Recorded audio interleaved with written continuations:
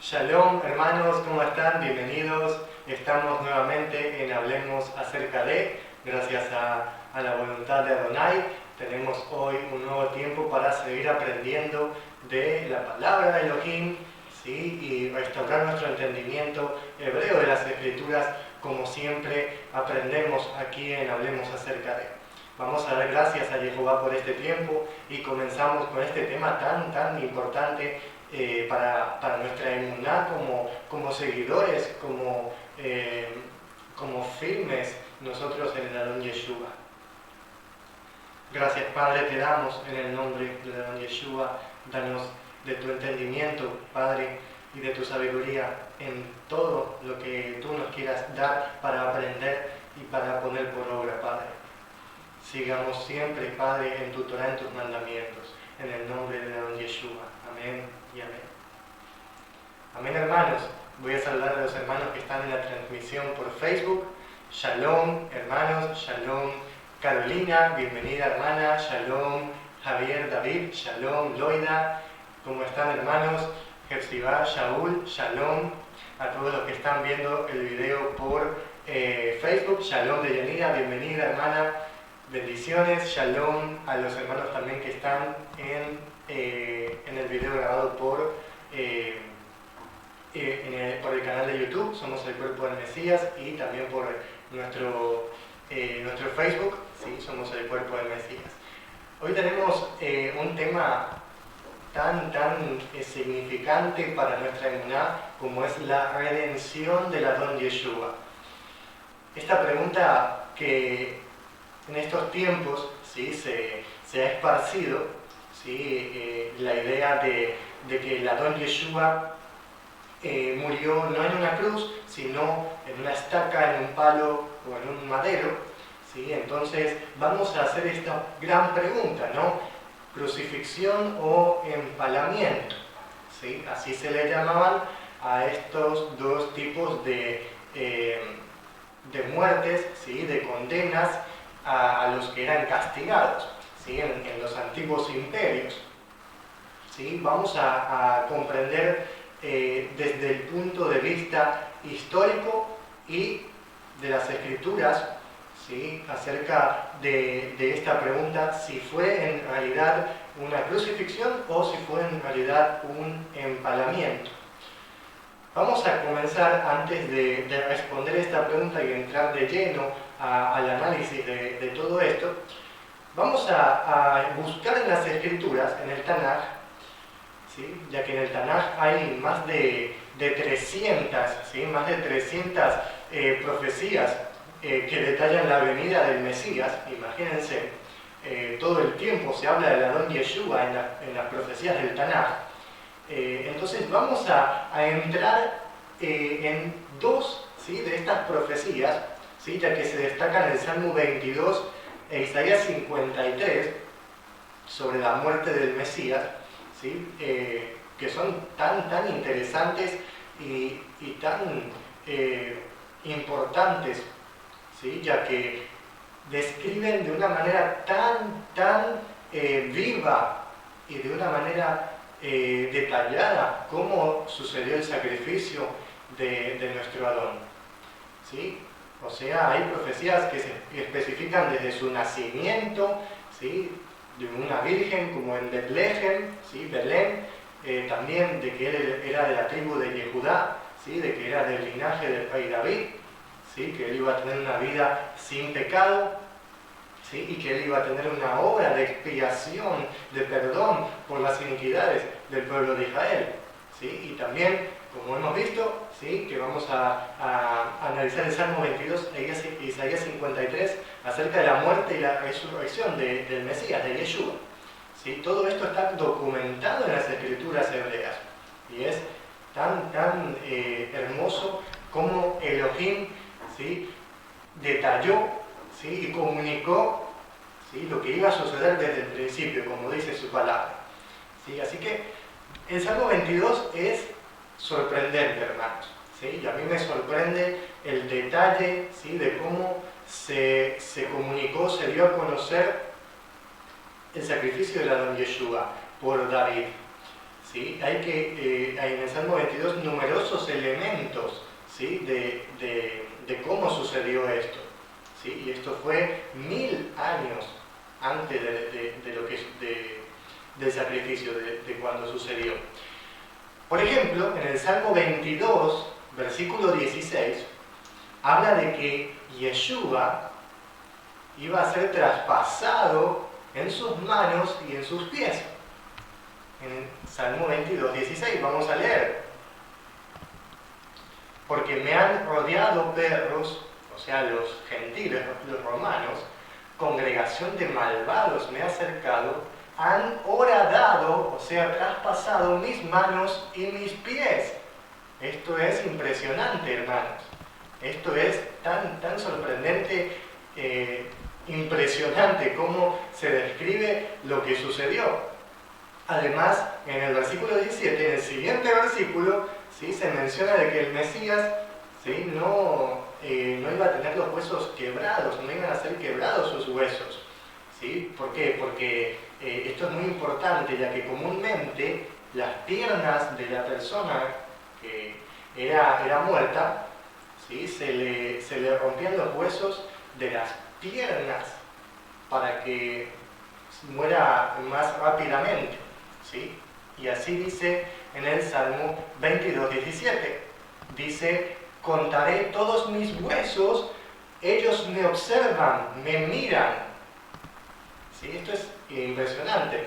¿Sí? Yo me imagino, aquí dice, ellos me observan, me miran, ¿no? Y está describiendo la escena de cómo sucedió todo, del sacrificio de Yeshua y cómo a él lo observaban desde abajo y lo miraban. ¿Sí? Y era el punto de atención ahí. Y dice, contaré todos mis huesos. En el Evangelio de Juan 19:33, dice, cuando vieron a Yeshua, como le vieron muerto, no le quebraron las piernas. Así se cumplió la profecía del Salmo 22, 17. No iban a romperse sus huesos, ¿sí? En señal de plenitud, ¿sí? Que es tan importante como ya lo hemos visto. ¿Sí? Esto no es todo, porque sigue el Salmo 22, versículo 18, vamos a ver qué dice. Versículo 18 dice, reparten mis vestidos para sí y sobre mi ropa hacen caer goral. O sea, lo que se traduce como suertes. El goral o las goralot eran en el antiguo de Israel y en varias naciones, eran piedras que se lanzaban, ¿sí? Para tomar decisiones, ¿sí? Y estas piedras para los israelitas caían según la voluntad de Elohim. Esto no le llamaban suerte, sino goral. Los invito a ver el video en Hablemos acerca de donde hablamos del goral, ¿sí? Se llama, los hebreos echaban suertes, así se llama. Los invito a que lo busquen, que es muy interesante. Entonces vemos aquí que se profetiza, ¿no? Que los hombres echaron el goral para repartirse la ropa de Yeshua, ¿sí? Y es sorprendente, ya que el Salmo 22 comienza con la tan conocida frase Eli, Eli, lama sabachthani, en hebreo, y en arameo lama sabachthani, así como es como se conoce. En hebreo es lama sabachthani, ¿por qué me has abandonado? ¿Sí? Y así comienza el Salmo 22. Y Yeshua estaba citando el Salmo 22 cuando él dijo eso, clamó a gran voz y dijo, Eli, Eli, lama sabachthani, y expiró. Así nos conecta a nosotros con el Salmo 22 y toda esa escena del sacrificio del Adón Yeshua. ¿Sí? Eso nos da a entender que todo el Salmo 22 habla de eso. Y los invito a leer todo el Salmo 22, que es sorprendente cómo se menciona a detalle lo que sucedió. Mencionamos también Isaías 53. Isaías 53 es muy conocido, ¿sí? Habla del Adón Yeshua como el siervo sufriente, así es como se menciona. Y, por ejemplo, en el versículo 3 dice de esta manera, En el versículo 3 dice, fue despreciado y desechado de los hombres, hombre de dolores y conocedor de enfermedad, y como de quien esconden los rostros. Fue despreciado y no le consideramos. Así dice Isaías 53:3, profetizando que el Mesías iba a ser rechazado por su mismo pueblo. Sí, esto fue más de 700 años de que Yeshua naciera. ¿Sí? E Isaías nos da detalle por medio de la profecía de Elohim acerca de la vida de Yeshua y de su muerte. Versículo 5 habla de que Yeshua iba a ser el sacrificio por nuestras iniquidades. En el versículo 5 dice de esta manera, mas Él fue traspasado otra vez por nuestras transgresiones, aplastado por nuestras iniquidades. El castigo de nuestro shalom fue sobre Él, y por sus heridas trajo sanación a nosotros. Amén. Así dice Isaías 53. Y en el libro de los Hechos, uno de los discípulos de Yeshua, ¿sí?, que es Felipe, él le habla a un etíope acerca de Isaías 53, que él mismo estaba leyéndolo. Estaba leyendo Isaías 53, este hombre etíope, y Felipe lo escuchó, y este hombre le preguntó, ¿qué significa esto? Y Felipe le comenzó a hablar acerca de Yeshua, y que todo lo que estaba escrito ahí en Isaías 53 hablaba de Yeshua y de lo que había acontecido en su muerte, en el sacrificio del Cordero. Entonces vemos que hay tantas profecías. Isaías 53:7 dice que el Mesías iba a quedar mudo, iba a quedarse callado en presencia de sus acusadores. Asimismo lo menciona 1 de Pedro 2:23, que dice que él no habló, no abrió su boca. ¿Sí? Isaías 53:9 también dice que él iba a ser sepultado con los ricos, y así sucedió. Mateo 27:57 al 60. Y también que el Mesías iba a estar con pecadores en su muerte. Isaías 53:12. Es tremendo tanto detalle que Elohim le dio al profeta Isaías acerca de la muerte y la resurrección del Adón Yeshua. Visto esto, vemos que en el Tanaj se habla siempre del Adón Yeshua, porque de él se hablaba, y así dice él a los que estaban camino de Maús, le dice que él les contó acerca de cada cosa que estaba en el Tanaj, en las Escrituras, y que hablaban de él. ¿Sí? Y él hizo pleno el Tanaj, lo completó, porque toda profecía que hablaba de él la cumplió. Pero en estos días se ha esparcido la idea de que el Mesías no murió en una cruz, sino en un palo, o en un madero, o estaca, en sentido de un solo palo. ¿Esto es realmente cierto? ¿Qué fundamentos tiene esta afirmación? Vamos a tocar 3 puntos, ¿sí?, 3 fundamentos que se ofrecen, ¿sí?, para tener esta idea de que Yeshua murió en un palo y no en un madero en forma de T o de cruz. Primero, se dice que no fue una cruz porque era un símbolo pagano. La T era en honor a un dios llamado Tammuz, ¿sí?, Tammuz, el dios babilonio. Además, segundo, los primeros creyentes en Yeshua no adoptaron una cruz como símbolo.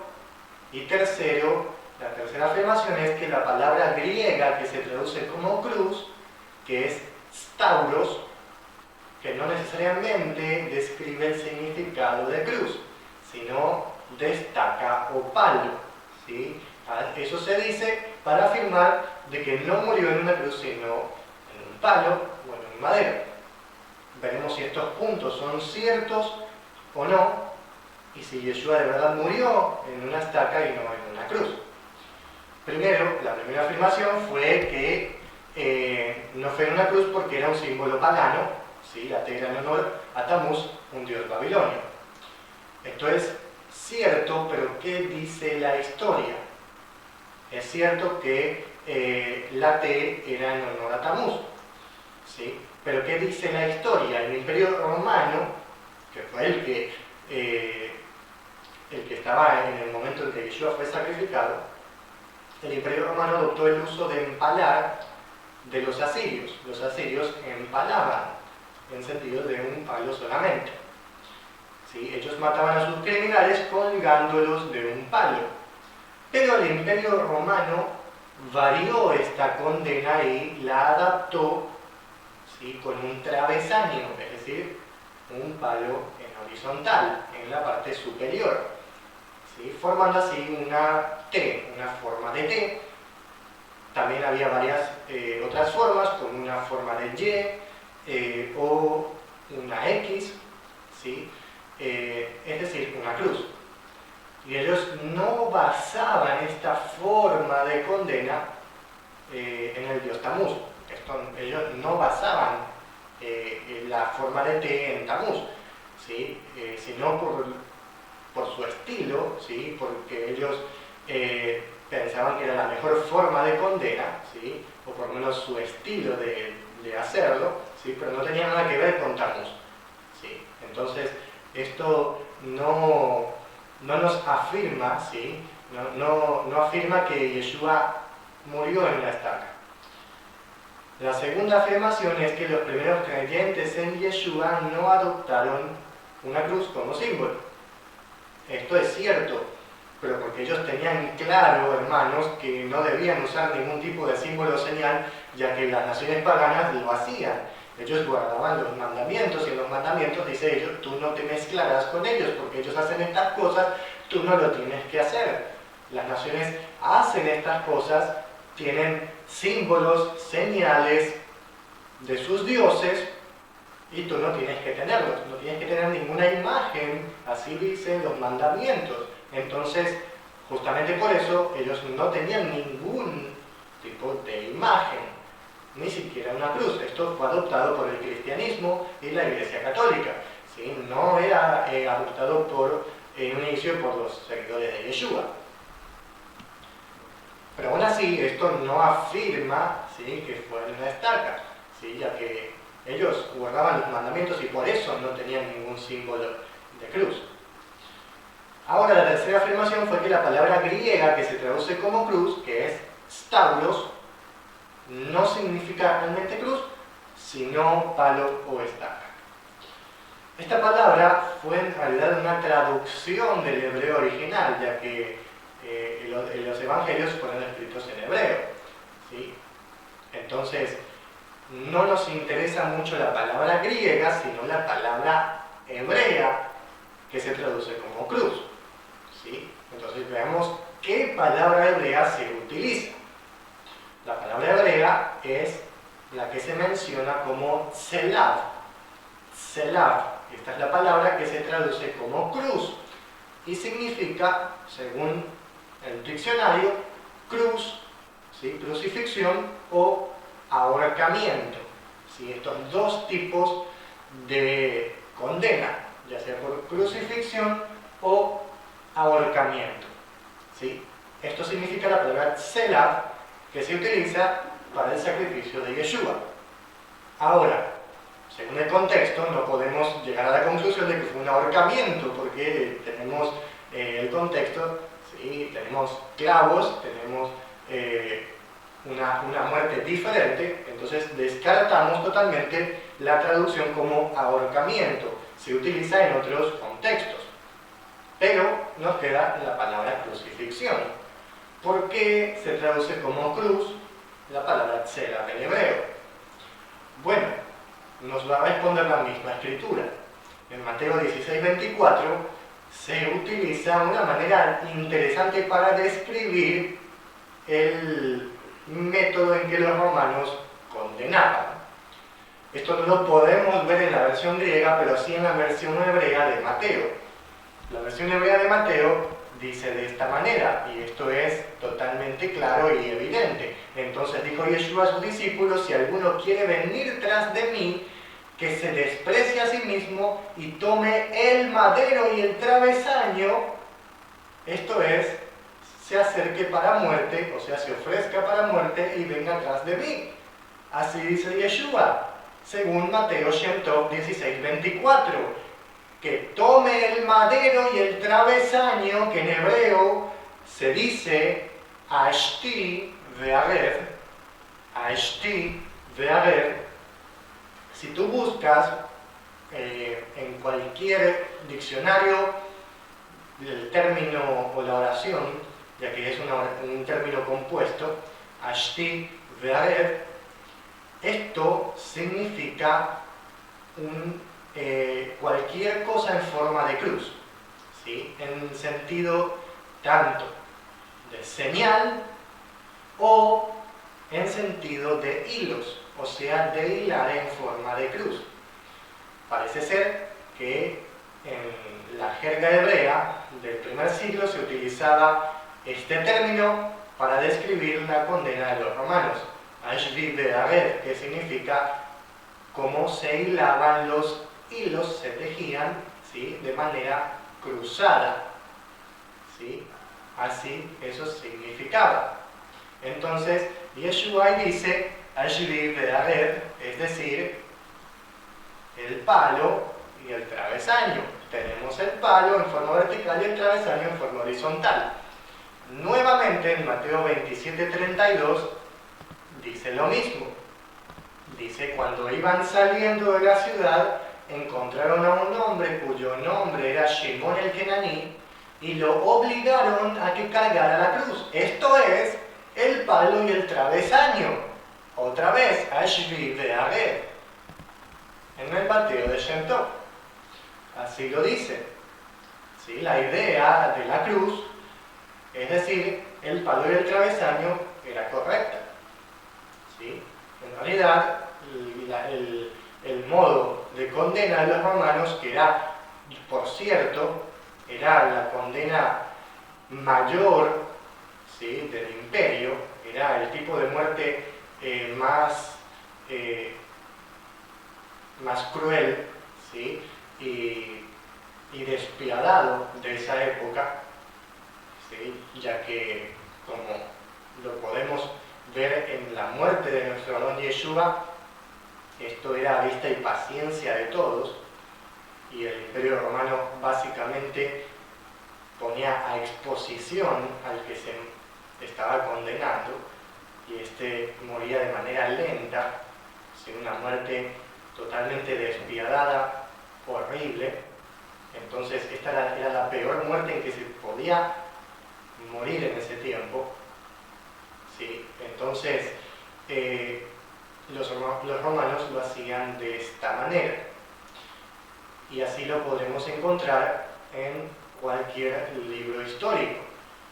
Tenemos testimonios de personas de ese tiempo de que los romanos crucificaban y no empalaban. Ese era el método que tenían ellos, por lo menos en la época de Yeshua y en los siglos posteriores.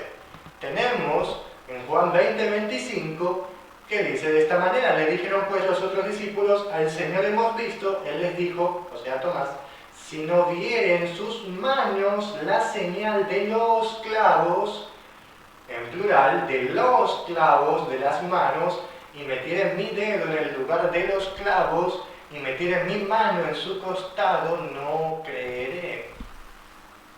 Aquí se hace referencia, si no estamos viendo la incredulidad de Tomás, sino que se hace referencia a los clavos. Si hubiera sido en forma de empalamiento, hubiera sido un clavo en las manos, ya que es de esta forma, pero en la crucifixión son dos clavos, ya que las manos son extendidas a los dos lados, ¿sí? Y así lo describe Tomás aquí en Juan, ¿sí?, en el Evangelio de Juan. Pero como les dije, ¿sí?, hay testimonios de antiguos que nos proporcionan información de cómo sucedía, ¿sí?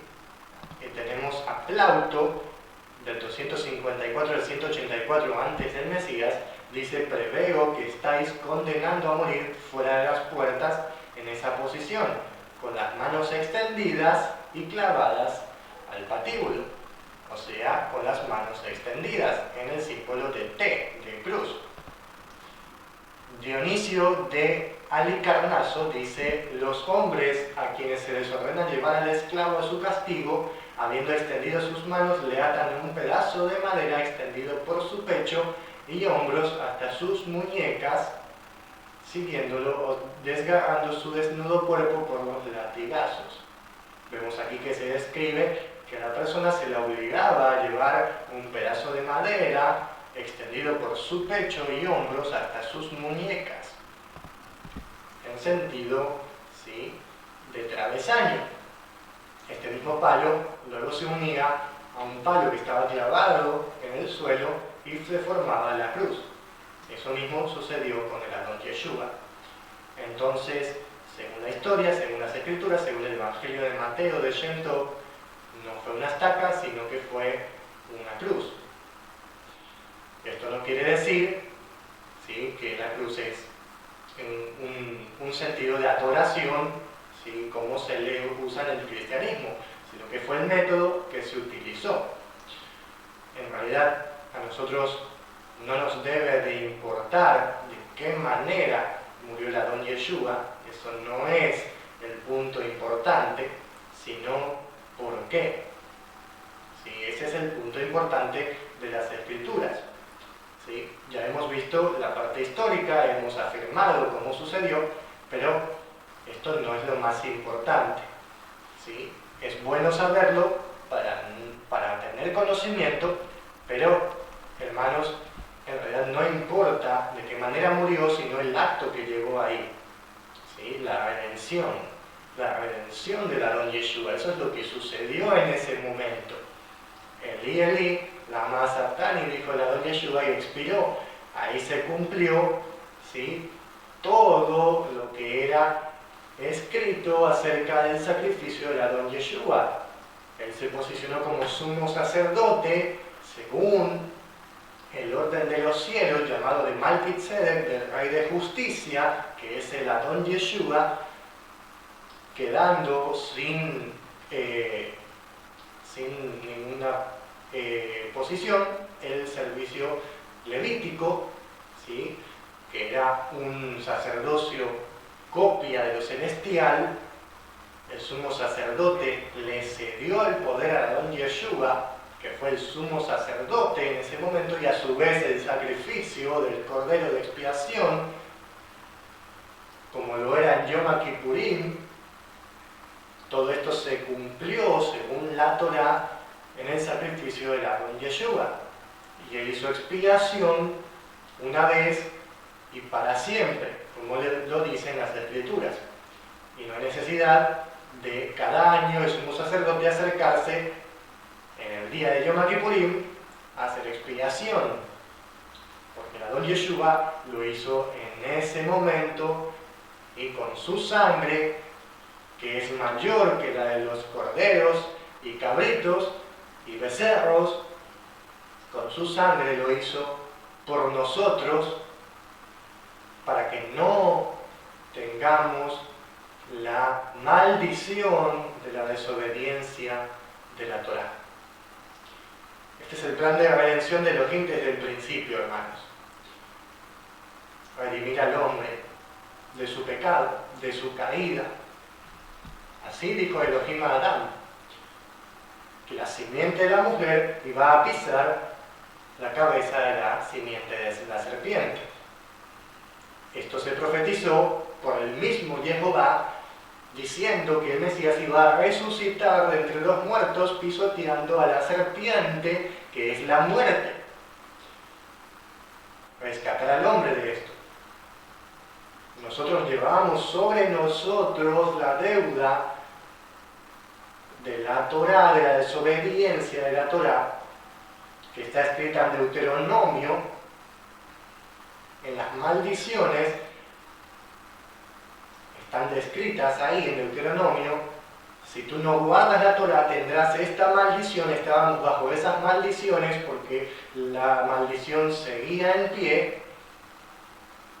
Por eso mismo vino la redención. Elohim se hizo carne y habitó entre nosotros, así dice Juan, ya que la palabra, el Hijo de Elohim, era Elohim, así lo dice Juan. Entonces, Yeshua, siendo Elohim, se hizo carne, se hizo hijo de Adán para ser sacrificado, esto es, el pariente más cercano ya que Elohim se hizo carne, es decir, se hizo hombre, haciéndose pariente del hombre, el cercano del hombre. ¿Para qué? Para que pueda redimir al que estaba esclavizado por el pecado.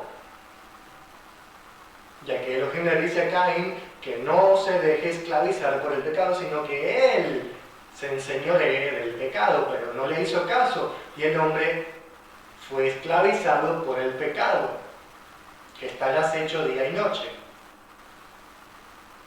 Entonces, Yeshua se hizo cargo de esta deuda de la desobediencia de la Torah que teníamos como pueblo, que habíamos jurado delante de Jehová que lo íbamos a hacer y nuestros padres no lo hicieron.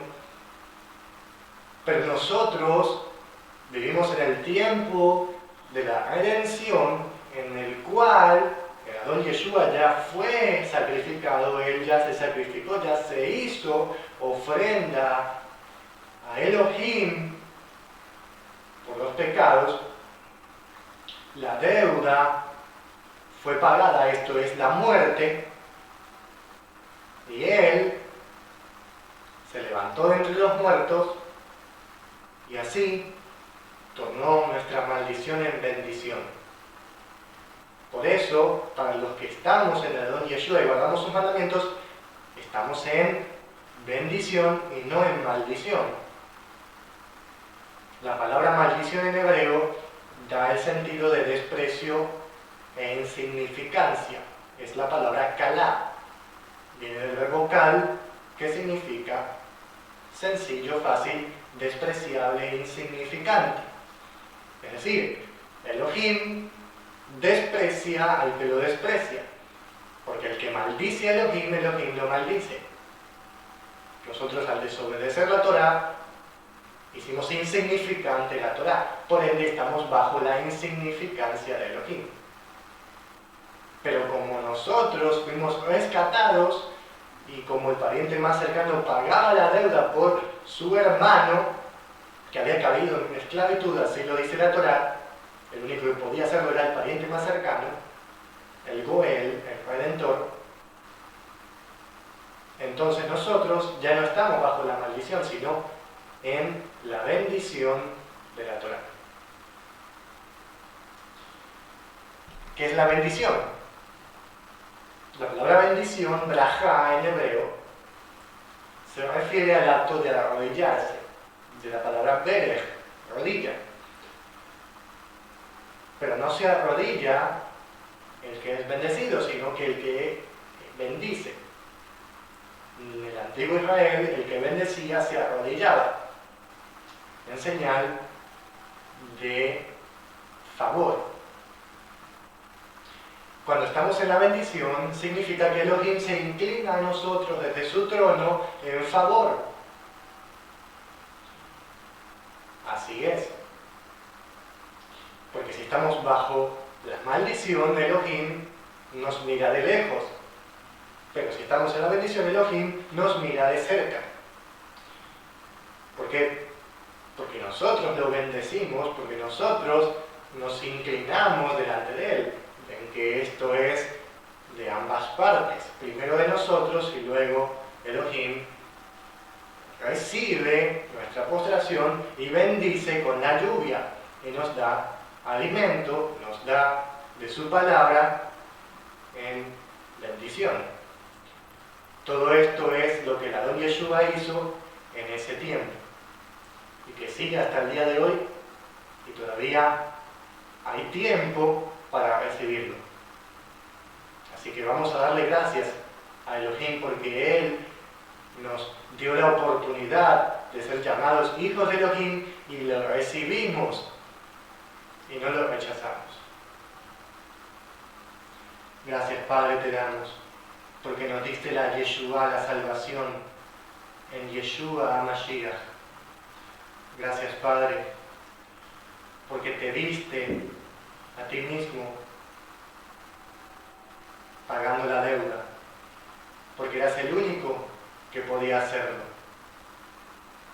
Y tú diste tu vida por tus hermanos.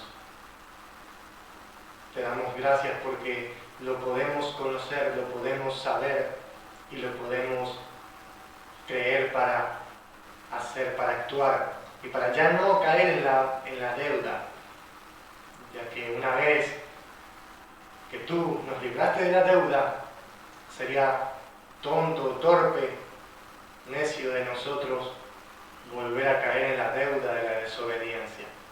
Por eso nosotros guardamos tus mandamientos y tu Torá está delante de nosotros. Por eso no nos dejes caer en pecado y danos a conocer nuestra transgresión. En el nombre del Adón Yeshua. Amén y amén. Amén, amados hermanos. Adonai, Jehová, los bendiga. Que Él sea sobre ustedes en resplandor, como dice la bendición, y les ponga Shalom. Recuerden, somos el cuerpo del Mesías. Este video será subido a nuestro canal de YouTube. Somos el cuerpo del Mesías. Sí, así que nos vemos mañana martes en Soy Testigo para seguir aprendiendo de la Torá y cómo ponerla por obra. Shalom.